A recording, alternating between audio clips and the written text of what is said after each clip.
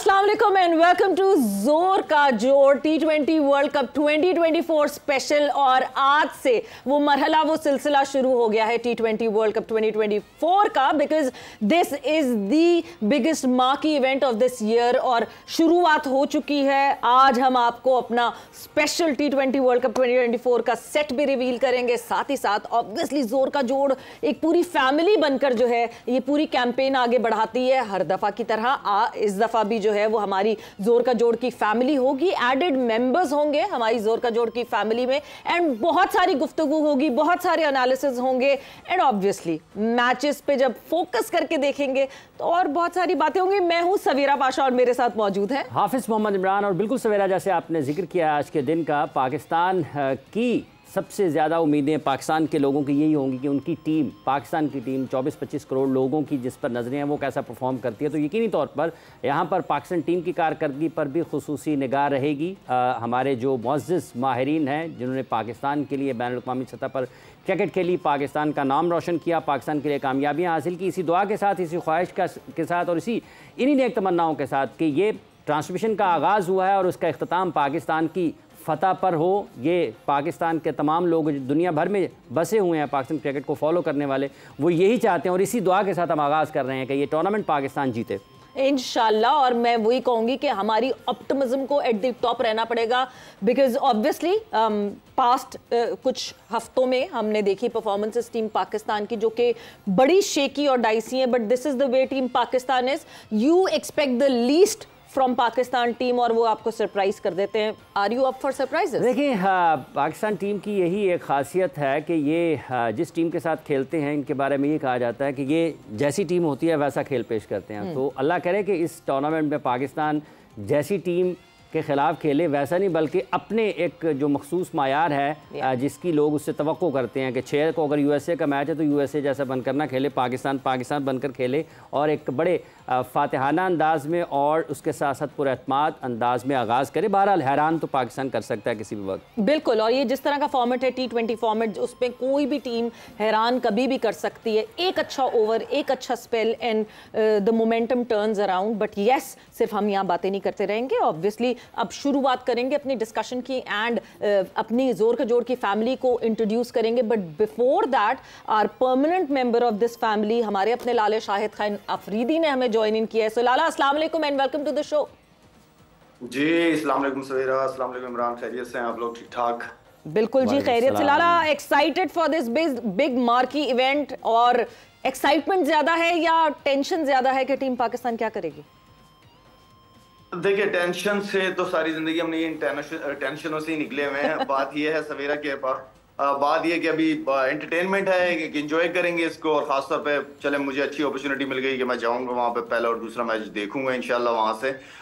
तो वो एक अलग खुद ग्राउंड में बैठ के मैच देखना, उसका मजा कुछ और है, और खासतौर पर पाकिस्तान इंडिया का मैच हो तो एक्साइटमेंट काफी है।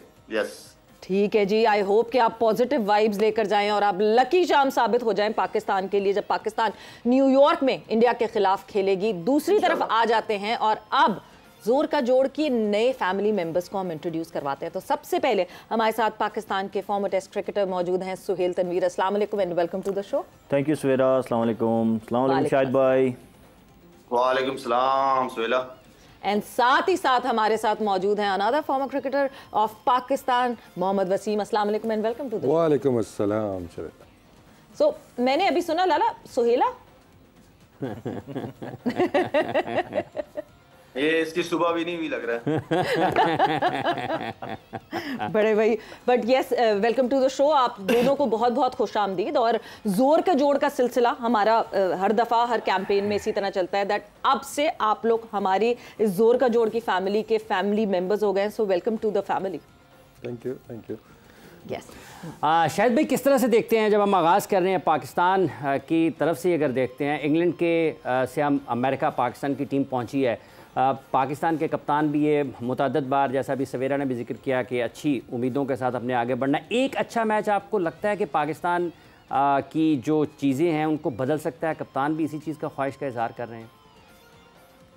देखिए, उम्मीद तो कभी भी, उम्मीद पे तो दुनिया कायम है जी। और मेरे ख्याल में क्योंकि देखें ये वर्ल्ड कप वेस्ट इंडीज में होने जा रहा है और अमेरिका में, तो वहाँ की जो कंडीशंस हैं वो सूट करती है हमारी टीम को, हमारी बॉलिंग को, हमारी बैटिंग को सूट करती है। और मैं ऑनेस्टली स्पीकिंग आई नो कि हम न्यूजीलैंड के खिलाफ भी हमने कोई इतना अच्छा नहीं खेला, या इवन कि आयरलैंड एंड देन फिर इंग्लैंड में जो शिकस्त का सामना करना पड़ा है, उम्मीदें कम हो जाती हैं। लेकिन मैं वहाँ की कंडीशंस के हिसाब से और हमारे प्लेयर्स के अंदर जो स्किल्स हैं उसके हिसाब से मैं ये समझता हूँ कि I am very much positive अल्हम्दुलिल्लाह। और मैं समझता हूँ कि देखिए हम 2007 में भी खेले हैं, 2009 में भी खेले हैं, इवन के सुहेल भी यहाँ पे बैठा है, वो भी हमारे साथ था। हमने कोई इतने अच्छे स्टार्ट नहीं किए वर्ल्ड कप के अंदर।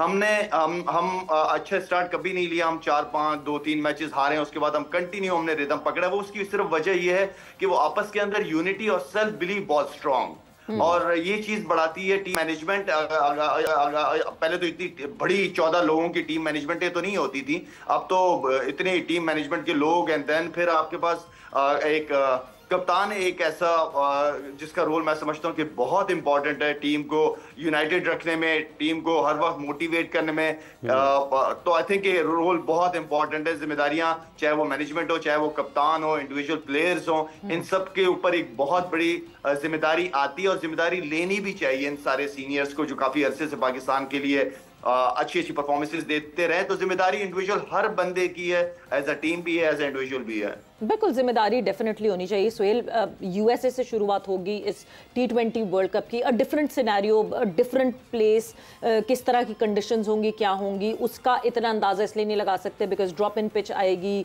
न्यूयॉर्क में, जिस तरह स्टेडियम बना 104 दिन में वो पूरा स्टेडियम बना, एंड देन वेस्ट इंडीज़। आपने CPL में बहुत वेस्ट इंडीज़ में फीचर किया है। क्या जो सब ये कह रहे हैं कि बड़ा फेवर करेंगी, क्या ये कंडीशंस वाकई बहुत फेवर करेंगी पाकिस्तान को? जी सवेरा, बिल्कुल। मैं शाहिद भाई ने जैसे आगाज़ किया, मैं भी उसी चीज़ को सेकंड करूंगा कि मैं भी बड़ा होपफुल हूँ। डिस्पाइट के जैसे आपने कहा कि हमने न्यूजीलैंड की सीरीज़ अच्छी नहीं खेली, इंग्लैंड की सीरीज़ अच्छी नहीं खेली, ये पाकिस्तान टीम की हिस्ट्री रही है। हम कभी भी वो मोमेंटम वाली टीम नहीं रहे कि हम एक रिदम के साथ जाते हैं तो ही जीतते हैं। हमारे अप्स एंड डाउन पहले भी होते हैं, ड्यूरिंग द टूर्नामेंट भी हम ऐसे ही क्रिकेट खेलते हैं, ये हमारी हिस्ट्री है। अब इसकी डेफिनेशन कोई नहीं दे सकता कि क्यों है, इसको आप हमारी नेचर कह लें, बट जो भी है, लेकिन हमारी हिस्ट्री यही रही है। जहाँ तक आपने कंडीशन की बात की है, तो वो जो USA की क्रिकेट है, वहाँ मैं पिछले 2-3 साल में काफ़ी क्रिकेट खेला हूँ।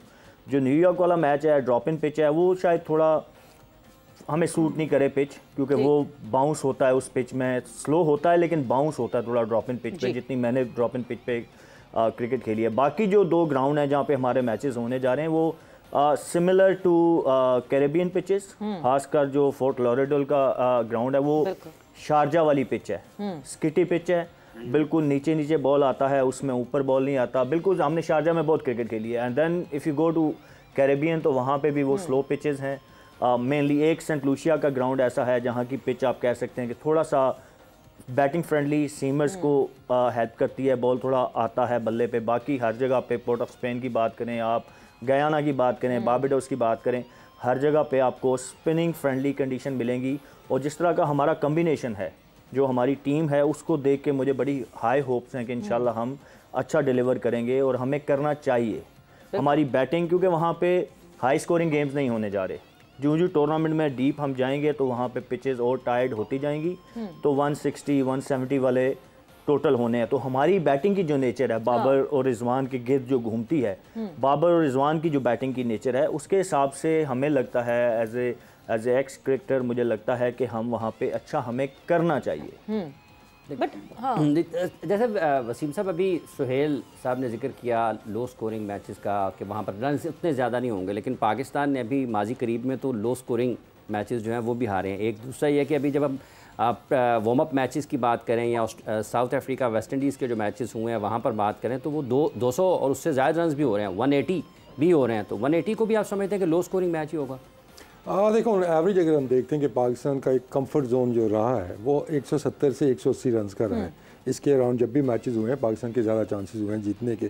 अब इसमें देखिए, कोई भी इवेंट जब स्टार्ट होता है, स्पेशली वर्ल्ड कप, तो उससे पहले के जितने भी स्टैट्स या आपकी एक वो चल रहा है ना, एक कि आपकी कैसी परफॉर्मेंस आ रही है, वो चीज़ें सारी माइनस हो जाती हैं। ठीक, कि जब भी आपका इवेंट भी स्टार्ट होता है पास में हमारे साथ भी ऐसा हुआ है और बाकी टीमों को अगर आप देखते हैं कि बहुत सी ऐसी टीमें वर्ल्ड कप जीती हैं जो उस साल वैसे ओवरऑल बायलैटरल सीरीज़ के अंदर वो स्ट्रगल कर रही थी। तो एक तो वो स्टैट्स बहुत ज़्यादा मैटर नहीं करते, ऑब्वियसली वो आपके जहन में एक चीज़ रहती है कि यार ये हारते हुए भी आयरलैंड से हम मैच हारे हैं या न्यूजीलैंड की सीरीज़ अच्छी नहीं गई है। लेकिन यही बात है कि जब मूविंग फॉरवर्ड बड़ी टीमों की निशानी ही यही होती है कि जब आपका कोई इवेंट स्टार्ट होता है देन यू स्टार्ट गेन कि ठीक है जी अब ये हमारा वर्ल्ड कप स्टार्ट हो रहा है, यहाँ पे हमने अब कैसी क्रिकेट खेलनी है और पाकिस्तान ने ये करके पास में दिखाया हुआ है। और सिमिलरली अगर आप देखते हैं तो कंडीशंस भी समटाइम्स मैटर नहीं करती कि हमें सूट करेंगी या नहीं करेंगी, ठीक है ना। जब ऑस्ट्रेलिया हमारा लास्ट वर्ल्ड कप हुआ था और उसके अंदर जब पाकिस्तान टीम जा रही थी तो कोई पाकिस्तान को रेट भी नहीं कर रहा था जी कि ऑस्ट्रेलिया के अंदर पाकिस्तान टीम बाउंसी पिचेस के ऊपर, तेज़ पिचेस के ऊपर इनका कोई चांस नहीं है।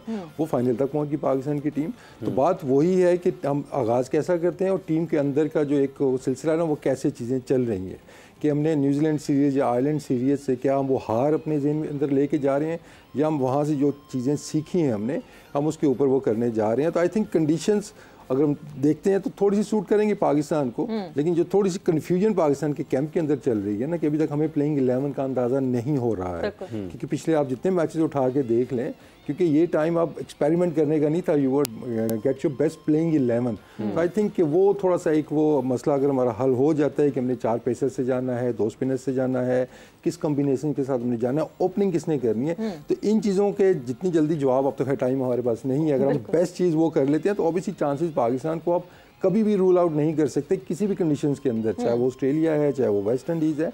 तो चांसेस तो पाकिस्तान के हमेशा हैं और होपफुली इस दफ़ा पिछली दफ़ा से बढ़ के चांसेस हैं पाकिस्तान के। बिल्कुल लारा, क्योंकि पाकिस्तान ये सीरीज़ खेल रहा था इंग्लैंड के खिलाफ, इस वजह से पाकिस्तान के वार्म अप मैचेस नहीं हुए। अब खबरें यही हैं कि इंट्रा स्क्वाड मैचेस होंगे, टीम पहुंच चुकी है डैलस और जो है इंट्रा स्क्वाड मैचेस सिर्फ खेलेगी। क्या इसका सेटबैक हो सकता है? बिकॉज आप वार्म अप में एटलीस्ट आप अब जो हम वो कॉम्बिनेशन की बात करें, कॉम्बिनेशन अभी तक हमारे सामने आया नहीं है टीम का। देखें सवेरा, ये हमारे साथ हर वर्ल्ड कप में यही होता है कि हम आखिर तक कॉम्बिनेशन ही ढूंढ रहे होते हैं, ठीक है ना। जबकि जितनी भी टीमें हैं ये सारा अपना होमवर्क बहुत पहले कर चुकी होती है एंड देन फिर उन्हें 11 के साथ ही वो जाते हैं या वही 15 लड़के होते हैं उनके।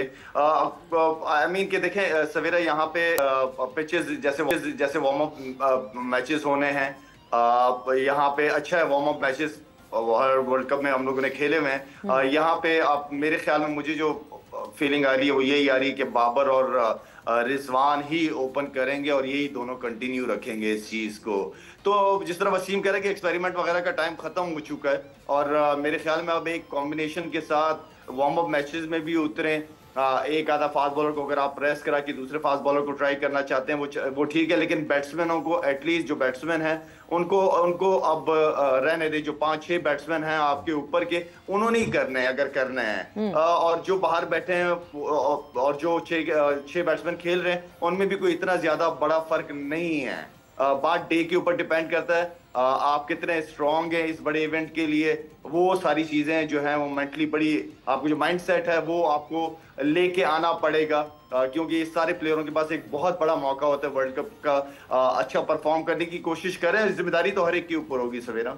बिल्कुल जिम्मेदारी सबके ऊपर होगी। और जहां बाबर रिजवान की ओपनिंग पार्टनरशिप की बात की है, पावर प्ले तक हमने अभी इंग्लैंड के खिलाफ भी देखा, पावर प्ले तक yes they were capable to do that, but power play के बाद असल हमारा मसला शुरू होता है मिडिल ओवर्स में। सो किस तरह उसको हमारे मिडिल ओवर्स कोप अप करेंगे? देखिए ये एक बड़ी दिलचस्प चीज़ है। जैसे अभी कन्फ्यूजन की बात की है ना वसीम साहब ने, तो ये भी जानना ज़रूरी है कि ये कहाँ पर है, अबहाम क्यों है, इसकी वजह क्या है। क्या जो तब्दीलियां पाकिस्तान क्रिकेट बोर्ड की सतह पर आई हैं उस वजह से खिलाड़ियों में अबहाम पाया जाता है, या फिर टीम के अंदर जो तब्दीलियां आई हैं, कप्तान तब्दील हुआ, ये हुआ, आप कुछ तजुर्बात करना चाह रहे हैं उसकी वजह से हुए हैं? वसीम साहब किस वजह से अबहाम है? देखिए सबसे बड़ी जो मैं कन्फ्यूजन बोलूँगा कि देखें और टॉपिक का रहा है जी पूरे 1 साल से हमारी ओपनिंग पेयर का, हमारा पावर प्ले अच्छा नहीं जाता।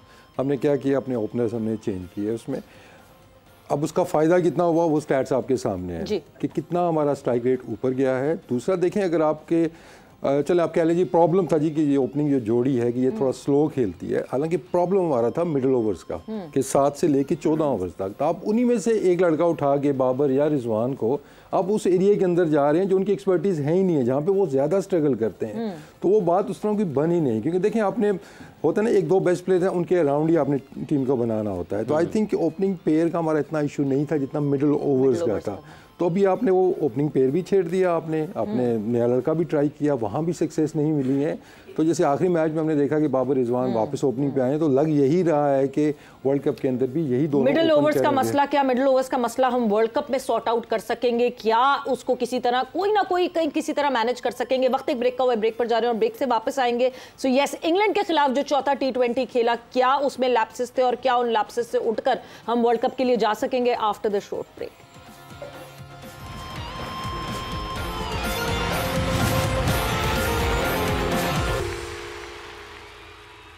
एंड वेलकम बैक टू जोर का जोर T20 वर्ल्ड कप 2024 स्पेशल गुफ्तगू हमारी हो रही है। ऑब्वियसली पाकिस्तान टीम पे पूरा फोकस है और पाकिस्तान टीम के मसाइल पे पूरा फोकस है। और ब्रेक पे जाने से पहले डिस्कशन यही हो रही थी, सुहेल, मसला हमारे मिडिल ओवर्स का है। हम पावर प्ले की बात करते हैं, हम ओपनर्स की बात करते हैं, बट मिडिल ओवर्स जो हैं वो सबसे बड़ा एक मसला है, जो कि हमने कल भी देखा, परसों भी देखा जब मैच हुआ इंग्लैंड और पाकिस्तान का चौथा T20। क्या उस मसले को कहीं ना कहीं आपको लगता है कि सॉर्ट आउट कर पाए हैं हम, या उसी तरह ये मसला रहेगा 2-3 मैचेस में वर्ल्ड कप में और उसके बाद हम कहेंगे अच्छा जी अब ये कर लेते हैं? देखिए, मसला आगे वसीम भाई ने भी बात की कि हमें बजाय ओपनर्स को चेंज करने के, मसला हमारा ओपनर पहले 6 ओवरों में ठीक खेलते थे, कोई 2-4 रन का ही डिफरेंस आता था अगर आप एवरेज के हिसाब से देखें। ठीक है, 6 ओवर के बाद रिजवान और बाबर खेलते लंबा थे, 13-14 ओवर तक खेल जाते थे। वो जो मिडिल का पीरियड है ना, उसमें रन रेट हमारा स्लो हो जाता था। अब उसमें मुझे लगता है कि सोल्यूशन ये होना चाहिए था कि इन दोनों में से किसी एक की जिम्मेदारी होनी चाहिए थी कि वो कॉन्टीन्यूसली एक साइड से अटैक आप करें, क्योंकि मॉडर्न डे अब T20 क्रिकेट में आपको पता है कि मिडल ओवर्स में भी आप वो पुराना, आज से 7-8 साल पहले जब हम खेलते थे तो मिडल ओवर्स में 6-7 वाली प्लानिंग हुआ करती थी। बट नाउ डेज आपने अभी इंग्लैंड की भी अप्रोच देखी, बाकी टीमों की अप्रोच भी देखें, तो एटलीस्ट वो एक साइड से एक बैट्समैन जो है वो अटैक करता रहता है। तो मेरे ख्याल में सोल्यूशन बजाय इसके कि हम इतना सारा जो हमने ये एपिसोड की हैं, साइम खेला, कभी कोई खेला, फेलियर हुए, हम इन्हीं 2 में से किसी एक, रिजवान की आप कर देते यार कि 6 ओवर के बाद एटलीस्ट एक साइड से अगर आप अटैक करते तो वो जो हमें थोड़ा सा मिडल ओवर में प्रॉब्लम आ रहा था वो सॉर्ट आउट हो सकता था, बजाय कि हम इतने मेजर चेंजिंग करते। तो लेट्स सी कि अभी वो आई एग्री कि मुझे लग रहा है कि वो बाबर और रिजवान और आइडियली इनको ही जाना चाहिए, क्योंकि जिन कंडीशन में हम खेलने जा रहे हैं, एज आई सेड कि मुझे लग रहा है कि 170 वाले मैचेस ही होने हैं। तो इन्हीं को जाना चाहिए। थोड़ी सी अप्रोच अगर डिफरेंट हम कर लेंगे तो मुझे लगता है कि हम बेहतर रिजल्ट्स प्रोड्यूस कर सकते हैं। इतनी मेजर चेंज करने की ज़रूरत नहीं थी जो हमने ये सारे पिछले टाइम में की है। अच्छा वसीम साहब, ये जो जैसे अभी मिडल ओवर्स का जिक्र हो रहा है कि जैसे सुहेल साहब ने ये कहा कि इन दोनों में से किसी एक को वो किरदार निभाना चाहिए था जो आपकी रन रेट जो है 10 से ऊपर का हो।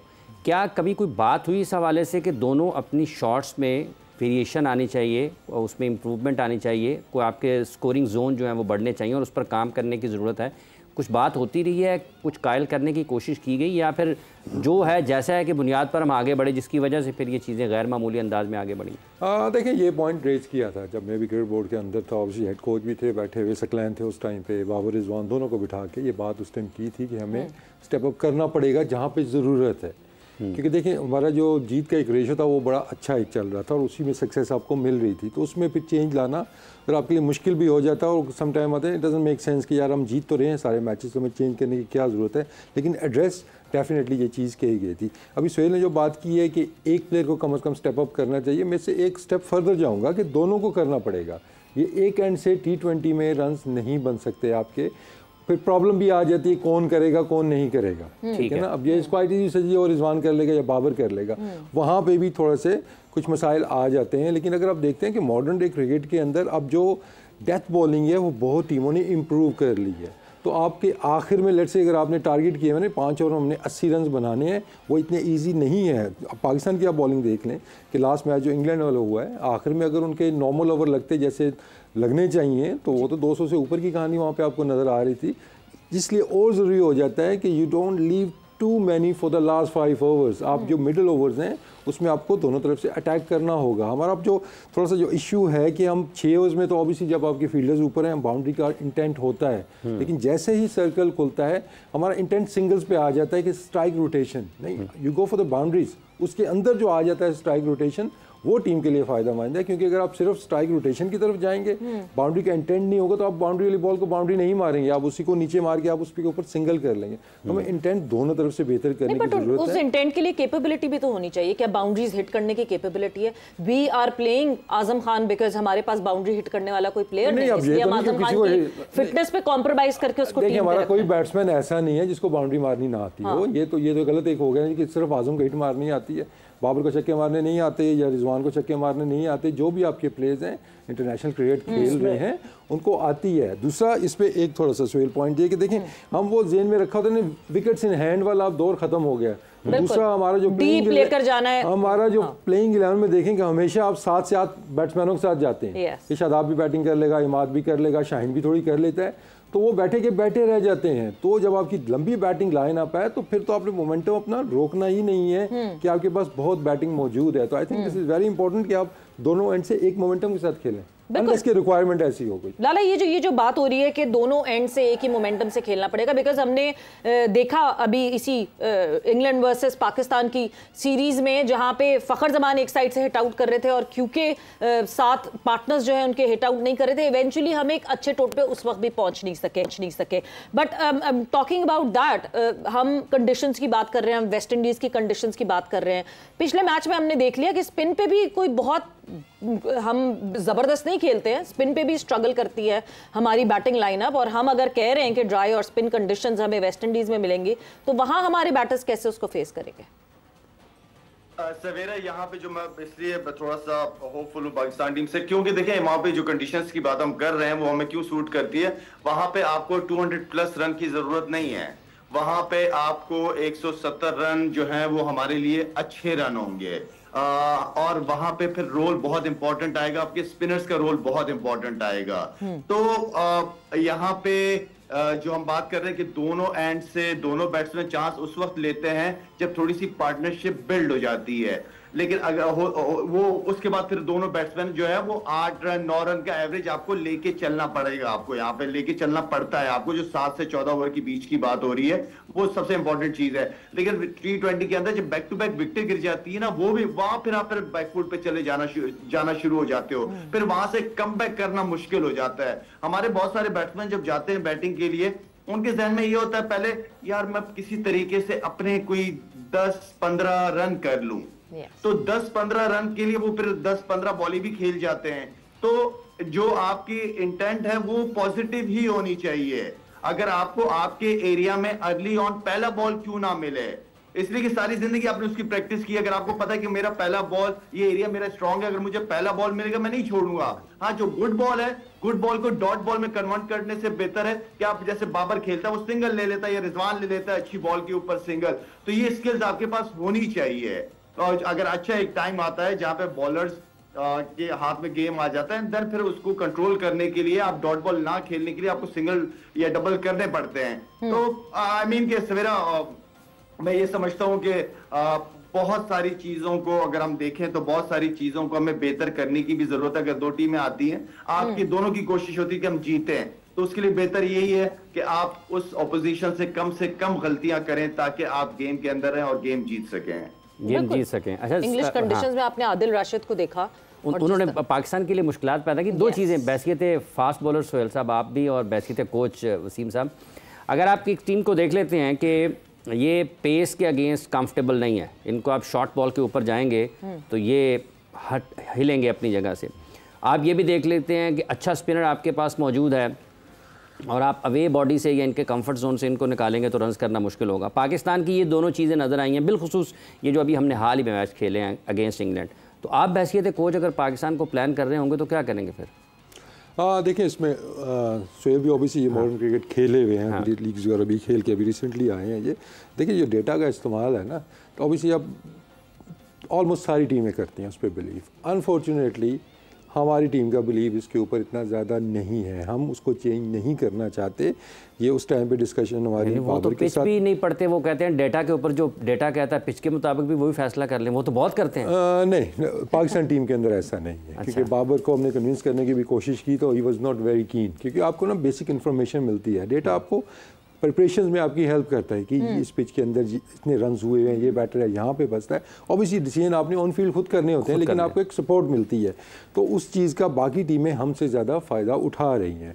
अगर आज़म खान को बाउंसर हो रहा है तो उन्होंने कुछ ये नहीं किया, उसने बाउंसर कर दिया, ठीक है ना, पता है सबको कि ये बाउंसर के ऊपर फंसेगा, लेकिन कोई वाइड ऑफ द क्रीज के जब बॉल करते हैं, यू नो बैट्समैन से दूर बॉल करते हैं, तो वो प्लान के तहत बॉलिंग कर रहे होते हैं। हमारा जब अक्सर देखा होगा आपने कि हमारी जो बॉलिंग है एट टाइम जब हमें बहुत ज़्यादा मार पड़ती है, हम इमोशन के साथ जा रहे होते हैं कि हमने बस यॉर्कर करना है तो यॉर्कर करना है, चाहे वो पढ़ रहा है नहीं पढ़ रहा है, बैट्समैन इम्प्रोवाइज कर रहा है, क्या हमने उसको वाइड यॉर्कर करने हैं या हमने उसको सीधे यॉर्कर करने हैं, वेरिएशन कब करनी है, कहाँ पे करनी है, बैट्समैन को सेटल पे सेटल करते चले जाते हैं। तो फिर ये इन्फॉर्मेशन आपके पास होना ज़रूरी है। तो ये एक ऐसा एरिया है कि जिसको हमें इम्प्रूव करने की ज़रूरत है, कि हमारे पास नॉलेज सारा होना चाहिए, और इसकी इंपॉर्टेंस क्या है वो सुहेल आई थिंक मेरे से ज़्यादा बेहतर आपको बताएंगे। देखिए बिल्कुल बैलेंस बड़ा ज़रूरी है, आप टोटली डाटा की साइड पे भी नहीं जाते और उसको बिल्कुल रूल आउट भी नहीं कर सकते। मॉडर्न डे क्रिकेट में बिल्कुल इसका बड़ा इंपॉर्टेंट रोल है, और वाकई हमारे यहाँ अभी उसको उस तरीके से यूटिलाइज नहीं किया जा रहा। वो चाहे मैं लीग क्रिकेट PSL की बात करूँ, चाहे मैं पाकिस्तान टीम की बात करूँ, तो ये और दूसरा इसमें मुझे जो लगता है ना कि हमारे इंडिविजुअल, जैसे अभी वसीम भाई ने बॉलिंग की, फास्ट बॉलिंग की बात की कि जब मार पड़ रही होती है, तो मैं खुद अक्सर जब देख रहा होता हूँ टीवी पे, तो मुझे I don't see anybody bowling wide yorker या टांग को फॉलो करना। मतलब ये वो चीज़ें हैं जो एज ए इंडिविजुअल जब मैं खुद खेलता था या अभी भी खेलता हूँ, मैं मैच से पहले विजुअलाइज आप करते हैं, यार कल अगर मैं पावर प्ले में बॉलिंग करता हूँ तो मैंने किन ओपनर्स को बॉलिंग करनी है, फिर मेरे आखिरी 2 ओवर आएंगे तो मोस्ट लाइकली 6-7वें नंबर वाला बैट्समैन खेल रहा होता है। तो आप विजुअलाइज करते हैं यार कि उसकी क्या स्ट्रेंथ, क्या वीकनेसेस हैं, फिर आप उसके हिसाब से अपना प्लान करके जाते हैं। ऑब्वियसली मैच के दौरान चीज़ें चेंज हो जाती हैं, सिचुएशन चेंज हो जाती है, बट एटलीस्ट आप मेंटली प्रिपेयर होते हो। और मैं हमेशा प्लान ए और प्लान बी का कायल हूँ, मैं हमेशा से प्लान ए और प्लान बी बना के जाता था, और वो उसमें आप फिर पैनिक नहीं होते जब आपके पास दोनों प्लान हो ना, कि ओके जी प्लान ए ये है, प्लान बी है, स्विच हो जाए। एग्जैक्टली। जब आपके पास कोई प्लान नहीं होता, आप मोशंस के साथ जा रहे होते हैं ना, तो फिर आप वहां पे पैनिक करते हैं। आपको मार उसमें प्लान ए प्लान बी में भी पड़ जाती है, बट ऑब्वियसली आपके पास चांसेस ज़्यादा होते हैं सक्सेस के, आप पैनिक नहीं होते। तो मुझे ये चीज़ें जो हैं वो लैक करती हुई नज़र आती हैं हमारी टीम में, कि हम लोग अभी भी अपने आप को उस तरीके से मॉडर्नाइज नहीं किया जितनी बाकी दुनिया ने अपनी क्रिकेट को कर लिया है। स्किल्स का कोई डिफरेंस नहीं है, स्किल्स का कोई वो फ़र्क मुझे नज़र नहीं आता। स्किल्स हैं, किसको किस टाइम पे यूटिलाइज करना है, ये चीज़ें आपको सीखनी पड़ेंगी, और उसमें ऑब्वियसली डाटा हेल्प्स। वो जैसे इन्होंने कहा ना कि आज़म को बाउंसर हो रहे हैं, अब न्यूजीलैंड आज़म गया क्यों फेल हुआ, एक तो क्योंकि उनका वेट है, काफ़ी वेट है, और उसमें पिछला बॉल खेलना तेज़ 140 पे जब आता है, और वो पिचेस ऐसी हैं वहाँ पे एक्स्ट्रा बाउंस मिलता है। अब कैरेबियन में मुझे उम्मीद है कि वो अच्छा खेलेंगे, क्योंकि वहाँ पे अगर पीछे बॉल करेंगे भी ना तो वो ऊंचा नहीं आता, और वो पेस में स्लाइट डिफरेंस जो है वो हेल्प करता है आपको कि आप एडजस्ट कर लेते हैं। इसीलिए उन्होंने CPL में भी परफॉर्म किया, पाकिस्तान में भी वो इसलिए परफॉर्म करते हैं PSL वगैरह में, क्योंकि यहाँ पे बाउंस उस तरीके से तेज़ नहीं आता एज़ कम्पेयर टू इंग्लैंड और न्यूजीलैंड। तो आई होप कि वो वहाँ पे अच्छा डिलीवर करेंगे। But coming back to question, yes ये लैक चीज़ें हम कर रहे हैं, और हमें इनको जल्दी आई होप कि गैरी क्रिस्टन आए हैं और वो इसके ऊपर एम्फसाइज करेंगे, और हम डाटा को बेहतर तरीके से यूटिलाइज करना शुरू करेंगे। बिल्कुल लाला, प्लानिंग का फुकदान दिखता है जब टीम पाकिस्तान जिस वक्त खेल रही होती है, उस वक्त लगता है कि हम बैटर्स की गलती का इंतजार कर रहे होते हैं, हम उनके अगेंस्ट कुछ प्लान नहीं करते। मतलब इट्स बीन एजेस, मुझे नहीं याद कि कभी हमने ये कहा हो कि इस बैटर को ऐसे हमने ट्रैप किया और ऐसे ट्रैप करके उसकी विकेट निकाली। वो गलती करता है कहीं तो विकेट निकलती है, या फिर कोई आउटस्टैंडिंग बॉल एक बॉलर की तरफ से होती है, बट वो ट्रैप नहीं किया हुआ होता। इन कॉन्ट्ररी पाकिस्तान के बैटर्स आते हैं, ये चौथे T20 में भी हुआ, एक जगह उनकी वीकनेसेस जो हमें पता है, हम बता सकते हैं वीकनेसेस, वो उन्होंने सारा काम किया हुआ होता है, और उन्हीं वीकनेसेस पे वो ट्रैप करते हैं। सो प्लानिंग का फुकदान तो मुसलसल दिख रहा है टीम में। सवेरा देखें, डाटा की जो बात चल रही है उसमें क्या है, आजकल डाटा का ही खेल है सारा। डाटा जमा किया जाता है, उस हिसाब से उस पर होमवर्क किया जाता है एंड देन उस प्लान के तहत उसको ग्राउंड में एग्जीक्यूट किया जाता है। हर प्लेयर की कोई ना कोई कमजोरियां होती हैं, जहां पे बॉलर्स अपना काम कर रहे होते हैं, बैट्समैन अपना होमवर्क करके आए हुए होते हैं अगेंस्ट बॉलर। तो डाटा का तो रोल बहुत इंपॉर्टेंट है। उस हिसाब से आप प्लान बनाते हैं ना मैच में जाने के लिए। तो मेरे ख्याल में हमें थोड़ा सा क्योंकि अब ये जो बाकी टीमें हैं ये क्रिकेट को पहचान चुकी है T20 फॉर्मेट को। शुरू में हम नया था तो हमारे लिए हर चीज इजी थी, हम अच्छे थे उसके अंदर। उसके बाद दुनिया ने इस खेल को सीख लिया है। अब जो है आपके पास जो है वो आपका माइंडसेट टोटली डिफरेंट है। सोहेल तनवीर ने बात की है कि पहले ये 6 रन 7 रन 7 ओवर से लेकर 14 ओवर, अब नहीं है ये। अब आपको 9 10 8 9 10 इससे कम नहीं करना होता। अब लोगों का माइंडसेट अब वही 170 का दौर नहीं है, अब 100 200 200 प्लस का टाइम है ये। और 170 चले 170 ये कंडीशंस के हिसाब से मैं वेस्ट इंडीज के अंदर मैं खुश हूंगा। 170 प्लस रन हमारे बहुत अच्छे होंगे, हमारी बॉलिंग की स्ट्रेंथ भी अच्छी है, लेकिन डाटा का रोल बहुत इंपॉर्टेंट है।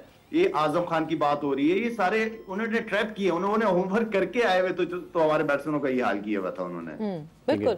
और बॉलिंग की स्ट्रेंथ की बात कर रहे हैं, फिर वही स्पिन की तरफ मैं फिर से आऊंगी कि स्पिन हमारे बैटर्स से खेली नहीं जाती। हमारे मेन स्ट्राइक स्पिनर्स इस वक्त फॉर्म में नहीं है। इमाद वसीम आपको दिख रहे हैं जो इमाद वसीम कर रहे हैं, मगर उसके अलावा अबरार को हमने चांस नहीं दिया। अबरार को हमने देखा नहीं, मिस्ट्री की तरह छुपा के रखा हुआ है। शादाब पिछले मैच में थोड़े बेहतर लगे बॉलिंग करते हुए कंपैरेटिवली बाकी बॉलर्स से, मगर हमारे मेन स्ट्राइक स्पिनर्स कुछ नहीं कर रहे। देखिए ये थोड़ी सी परेशानी वाली बात है, लेकिन सोहेल भी यही बात कर रहे हैं, आप भी कह रहे हैं, शायद भी यही कह रहे हैं कि वहाँ की कंडीशंस हमें सूट करेंगी। सूट क्यों करेंगी?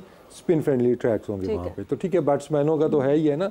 हमारी बॉलिंग में कि अभी हमें ज़रा मुश्किल हो रही है कि हमें स्पिन के अंदर मैच जिताएगा कौन। ठीक है, हमारी प्रिपरेशन फिर मैं कहूँगा वैसी नहीं हुई। हमें इब्रार को मैचेस खिलाने चाहिए थे, हमें साइम से ज़्यादा बॉलिंग करवानी चाहिए थी। अगर उसने प्लेइंग 11 में आना था तो उसको 4-4 ओवर आप कराते ताकि वो रेडी हो जाता। लेकिन हमने सिर्फ फोकस शादाब के ऊपर रखा है और अनफॉर्चुनेटली एट द मोमेंट हम नहीं कह सकते जी कि हमारा कोई स्पिनर मैच विनर है हमारे पास, क्योंकि 1 साल की परफॉर्मेंस आप देखते हैं तो कोई स्पिनर ऐसा नहीं जो हम कहें जी हमें ये मैचेस जिता देगा। वी आर होपिंग कि ये मैचेस हमें जिताएं। लेकिन जो थोड़ी सी एक पॉजिटिव चीज़ पाकिस्तान के लिए है कि स्पिनिंग ट्रैश के ऊपर हमारे नॉर्मली हमारे फास्ट बॉलर्स भी अच्छी बॉलिंग करते हैं। थोड़ा बॉल जब रिवर्स हो रहा हो या कटर्स वगैरह जहाँ पर यूज़फुल हों तो वो सूट करेगा पाकिस्तान को भी।